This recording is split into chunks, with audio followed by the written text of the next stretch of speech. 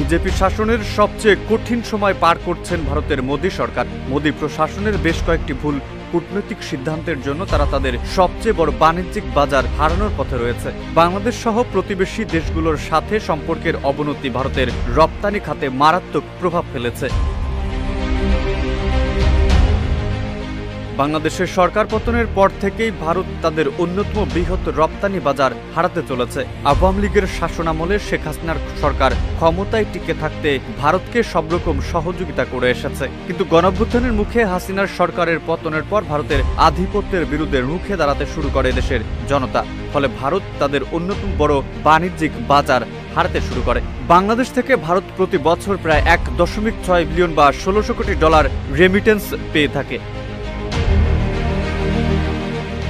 সম্প্রতি ভারতীয় আধিপত্যের বিরুদ্ধে সবাই রাস্তায় নেমেছে, এমনকি ভারতীয় পণ্য বয়কটের ডাক দিয়েছে এদেশের জনগণ। এতে করে ভারতীয় কৃষকেরা মোদী সরকারের বিরুদ্ধে রাস্তায় নেমেছে। এদিকে 5 আগস্টের পর থেকে ভারতে বাংলাদেশিদের আনাগোনা কমেছে অনেকাংশে। ভিসা সীমিত করার ঘোষণা, চিকিৎসা না দেওয়ার ঘোষণা, গাড়ির যন্ত্রাংশ বিক্রি বন্ধ ঘোষণা, হোটেল ভাড়া না দেওয়া ও দুই দেশের মধ্যে রেল সেবা বন্ধ হয়ে যাওয়ার ফলে এর বিরূপ প্রভাব পড়েছে ভ্রমণ ও ব্যবসা খাতে।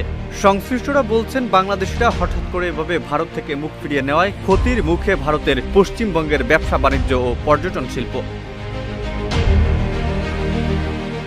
চিকিৎসা ও দর্শনীয় স্থান ভ্রমণের জন্য বেশিরভাগ বাংলাদেশি যান ভারতে।